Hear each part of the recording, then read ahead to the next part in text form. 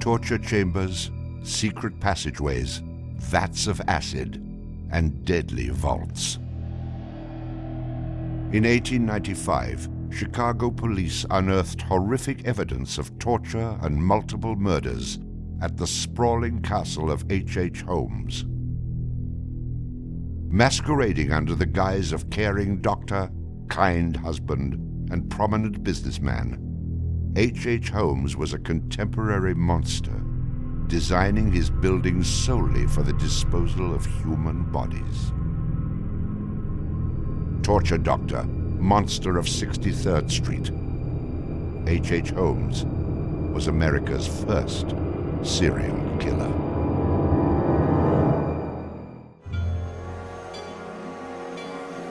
Just south of Chicago, the suburb of Englewood was thriving with commerce. The train station itself had 9 leading lines of railway and over 100 trains stopping there every day. No other suburb of Chicago had this luxury. Dr. Henry Howard Holmes, a pleasure to meet you. Arriving in Chicago, Holmes finds work immediately at the E.S. Holton drugstore, located at the southeast corner of 63rd and Wallace in Englewood. Several months later, Everett Holton dies of supposed natural causes. Then Claire Holton, his wife, disappears after selling the drugstore to Holmes. Owning the drugstore, Holmes had a steady flow of cash. He would often purchase and resell goods and properties under his numerous aliases. In addition to scamming creditors, Holmes obtained his funds from other phony inventions, such as a mineral water elixir, which in reality was obtained from the city's water supply. 1888, Holmes secures a lease on the vacant property across the street from the drugstore, the southwest corner of 63rd and Wallace. It is here that Holmes will make his horrific dreams come true. He will construct a building for which the entire world will remember him. Fantasies start very young, and so what he did then was he took a step furtherance of his fantasies to make it reality. And probably, if we had done a little bit of investigation back then, we would have seen things like his plans, but not just plans for a building, because we'd expect to see architectural plans, but plans for his torture rooms. For the suburb of Englewood, the building Holmes is erecting at 63rd and Wallace is a massive construction project. Day after day, passers-by stop to gaze at the spectacle of the many laborers working together to create a magnificent new edifice in their neighborhood. Englewood residents were so impressed with the massive building that they named it the Castle. From its outward appearance, it seemed rather normal. But like the duality of Holmes, the exterior and interior of the building were extremely different. Holmes himself was the architect of the building. He was the only one who knew its design. There was this constant turnover of workers on the building. He would hire a mason to put in a wall and then fire the guy, or hire somebody to put in part of a staircase and then fire him. And there seemed to be several very sinister reasons behind that. One was he managed not to pay a lot of these people because he was always claiming that they were doing incompetent work. But the other, much more insidious reason was that no one except him really had a clear idea of what the structure of the interior of the house was.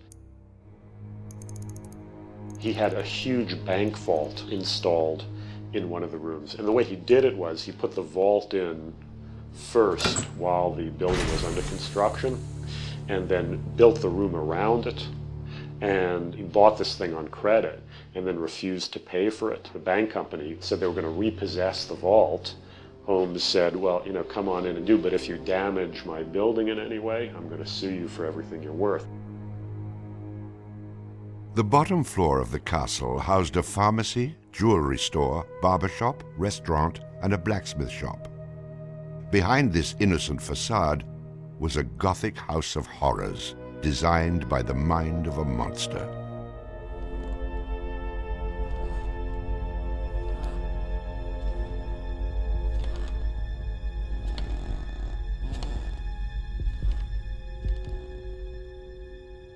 The third floor seemed innocent enough, containing rented rooms, legitimate offices, and Holmes's own bedroom.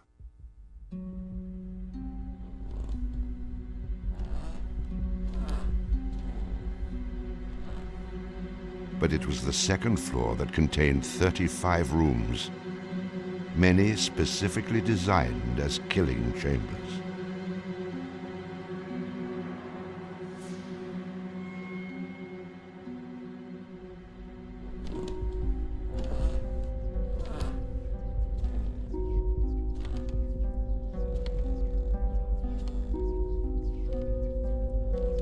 Disorienting unsuspecting victims, the labyrinthian construction contained numerous staircases and doorways that led nowhere.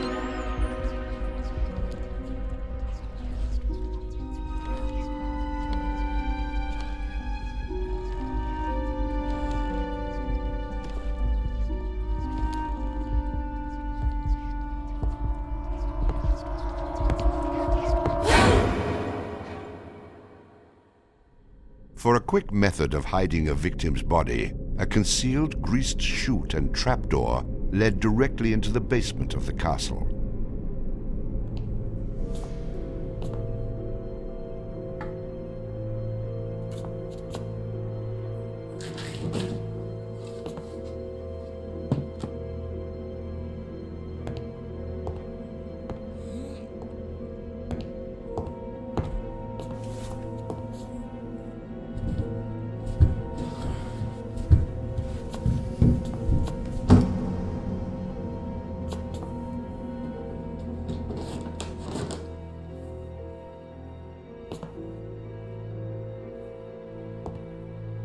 The basement held the most terrifying rooms, resembling a medieval torture dungeon.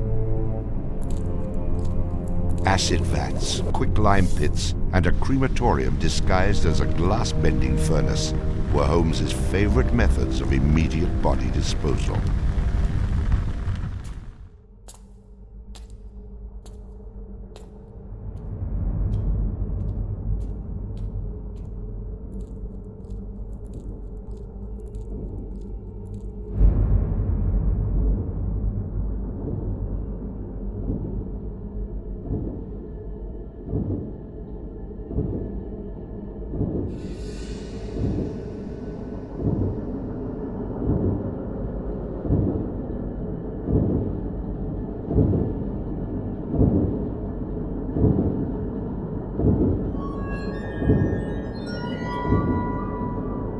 After cleaning and mounting their bones, Holmes would profit from his victims by selling their skeletons to local medical schools and universities. Holmes would make a killing in Chicago, financially and literally.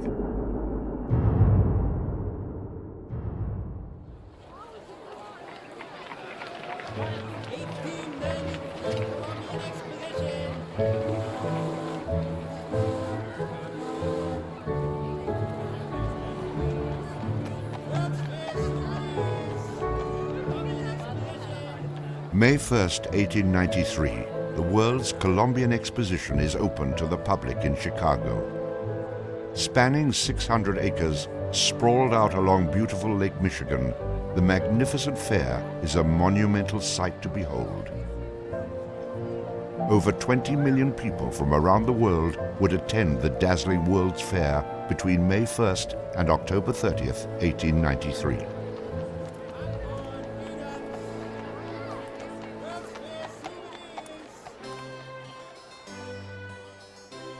Holmes utilizes the World's Fair as the perfect opportunity to capitalize on his demented design of the castle. Located only a few miles from the World's Fair, Holmes's castle was perfect lodging for tourists. Holmes decides to rent rooms to visitors of the fair. He entirely renovates the upper floors of the castle, bringing in the most modern furnishings and luxuries, all purchased on credit, which Holmes had no intention of repaying. In addition to placing newspaper ads for rooms to rent, Holmes visited the fair with several of Benjamin Peitzel's children, preying on elderly women who flaunted their wealth, making sure he invited them back to the castle for a warm night's stay in a soft bed. They're not calling their relatives, telling them where they're at. They just know that they're going to Chicago to see the Columbian Exposition. Perfect victims, because they're unknown in the city. Their relatives, wherever they came from, know that they were coming to Chicago, and they never came back. Now, how do you start to find them? They don't even know where they stayed. Perfect, easy victims. I'm sure some of them got in and out of his place with no problem. And others, they walked in and they never checked out. Some of the rooms had been completely lined with asbestos to make them soundproof. Hidden in Holmes's office was a master control panel which connected to gas lines leading into airtight sleeping chambers. Holmes would lead his victims into the rooms, lock them in, and turn on the gas, asphyxiating them while watching their demise. Let me out! Holmes, let me out, please! Holmes! Holmes! Holmes, please! Holmes! At the height of the World's Fair, Holmes masterfully juggles his castle businesses, renting rooms, dodging creditors, selling skeletons, and attending to the needs of the many women in his life. I have had many young ladies in my employ, most of whom are still living in and about Chicago, whose parents and friends know only too well that far from being their seducer, I have done much to materially help them in their narrow lives. Being a personable, attractive young doctor and businessman, Holmes won the hearts of many women throughout his life. At one point, Holmes managed to secretly have 3 wives, each never knowing of the others. In 1890, Julia Connor became Holmes's employee and mistress, living at the castle with her daughter Pearl. When she became pregnant and demanded marriage, Holmes agreed on the condition that she allowed him to perform an abortion on her. She agreed. Neither Julia nor her daughter Pearl were ever seen again. Just a week later, Holmes sold a clean, articulated skeleton to the Hahnemann Medical College for nearly $200. In 1892, Holmes acquired another mistress, Emmeline Cigrand, and employed her as private secretary. Holmes sent Emmeline into the vault to retrieve some papers and sealed it, suffocating her to death. Several weeks later, the University of Chicago acquired a female skeleton from Dr. Holmes. In 1893, Minnie Williams became Holmes's new private secretary and eventually his mistress. Minnie was the beneficiary of a property in Fort Worth, Texas, valued at over $40,000. Holmes murdered Minnie and her younger sister Nanny after having Minnie sign over the Fort Worth property to him. In 1894, Georgiana Yoke became Holmes's 3rd wife. He married her under the name Henry Mansfield Howard. Like his other legitimate wives, Georgiana lived out her entire life. On July 19, 1895, Chicago police enter the Holmes castle. The world would now learn of the horrors that the castle had kept secret for so very long.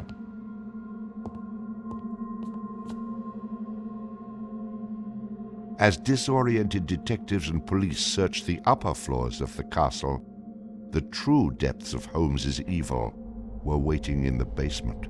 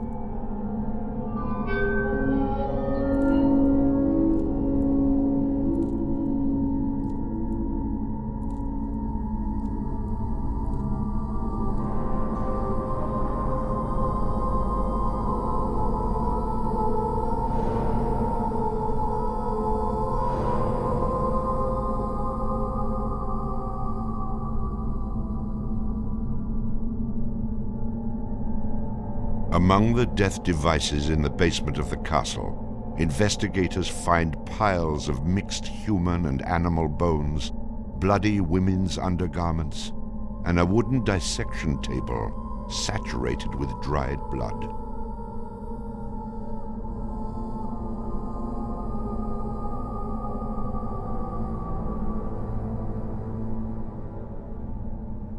Chicago police were inundated with names of people reported missing from the World's Fair. 50 missing people were eventually traced to the Castle of Horrors. The evidence, blood and bones found in the basement posed a problem for 19th century criminal investigative techniques. It was very difficult to go and identify even the bones as being human in origin, because with the very small fragments you didn't have enough of the identifying characteristics to be able to make that ID.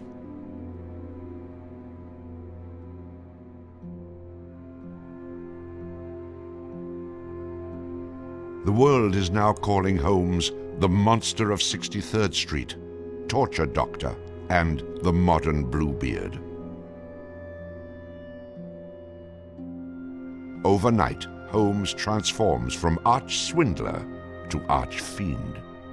A Chicago journalist calls Holmes a multi-murderer. The Holmes case generated this incredible amount of national attention and really international attention. Really in his own time and in America, Holmes was much more notorious and more widely known than Jack the Ripper, who was a contemporary of his. Then as now, people were very, very fascinated to sort of visit the sites of these terrible crimes, and his castle became a kind of tourist site, and there were various people who wanted to take it over and turn it into a kind of murder museum. And then just before some impresario was about to make it again into this tourist attraction, it burnt down. Somebody burnt it down. I mean, it could have been, who knows, some outraged citizen who didn't want this to become some very morbid tourist attraction.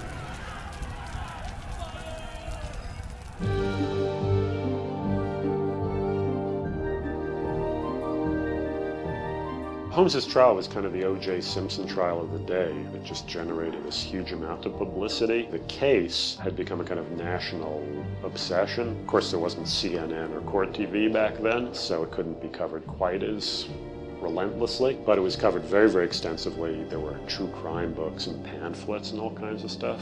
And Holmes himself had become a sort of folk figure almost, you know, the sort of national boogeyman.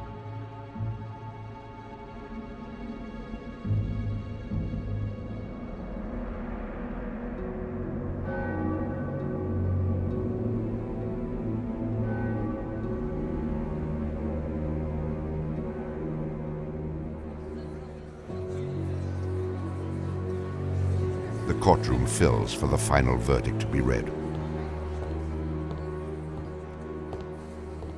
Holmes becomes extremely nervous when not one of the jury members looks at him. In his entire criminal career, this is the moment Holmes never believed would occur. He is found guilty of murder in the first degree. Herman Webster Mudgett, alias H.H. Holmes, would be hanged on May 7th, 1896.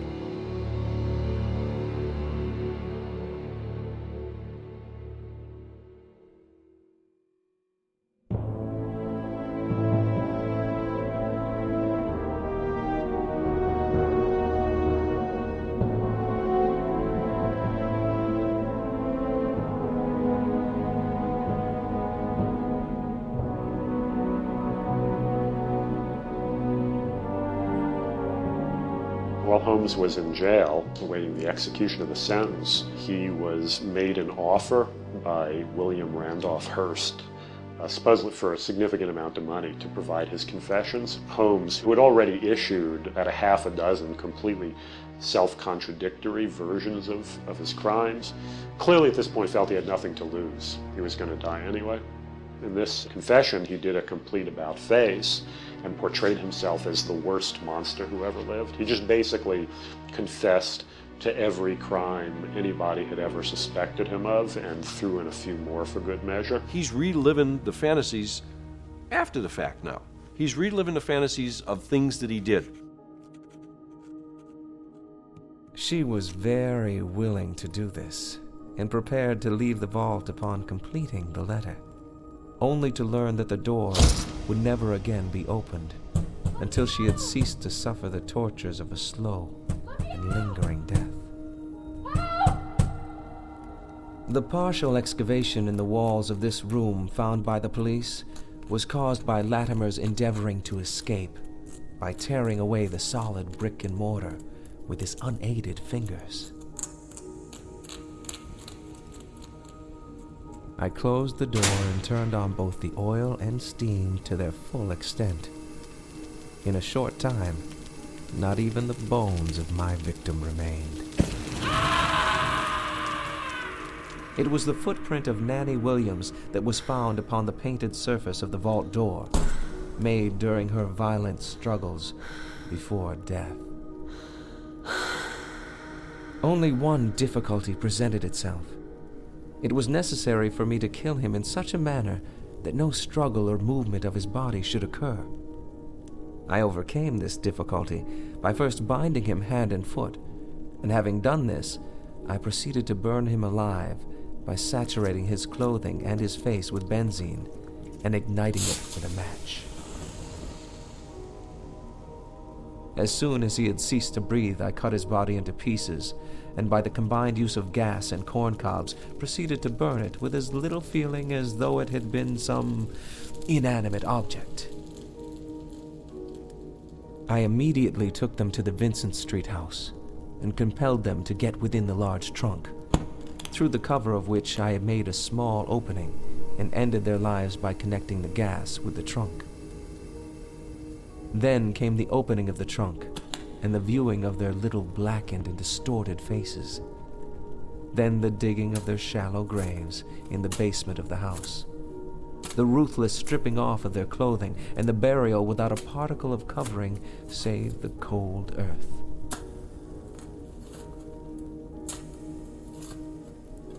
I am convinced that since my imprisonment, I have changed woefully and gruesomely from what I was formerly in feature and figure. My features are assuming a pronounced satanical cast. My head and face are gradually assuming an elongated shape. I believe fully that I am growing to resemble the devil.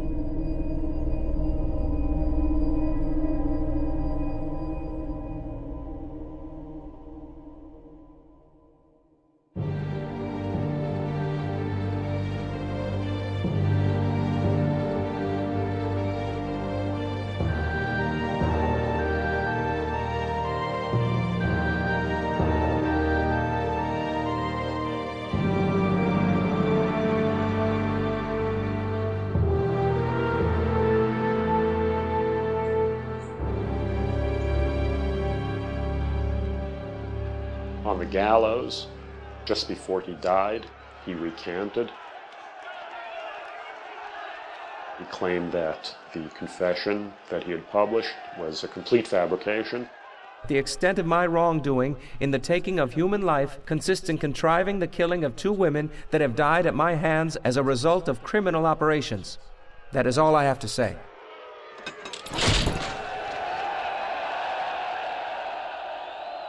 H. Holmes is hanged on Thursday, May 7th, 1896, just 9 days before his 35th birthday. At 10:25 a.m., he is pronounced dead. He was very concerned that after his execution, his body would be dug up either by medical men seeking to dissect his brain and find out what made him tick, or just ghoulish sort of, souvenir hunters. And he requested that he be buried within a big slab of concrete, which he actually was. One of the things about Holmes is that nobody knows for sure how many people he actually killed. Although in my researches, which were pretty, I feel, thorough and extensive. It seemed very clear to me that he murdered at least 9 people. There have been stories that he killed 50, 100, countless people, particularly in Chicago at the height of the World's Fair.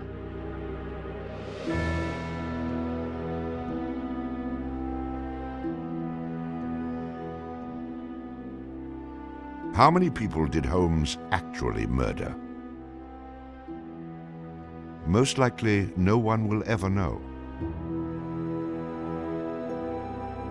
Holmes and the many other people that came in contact with him are long gone, having taken the answers with them to their graves. I was born with the devil in me. I could not help the fact that I was a murderer no more than the poet can help the inspiration to sing. I was born with the evil one standing as my sponsor beside the bed where I was ushered into the world, and he has been with me since.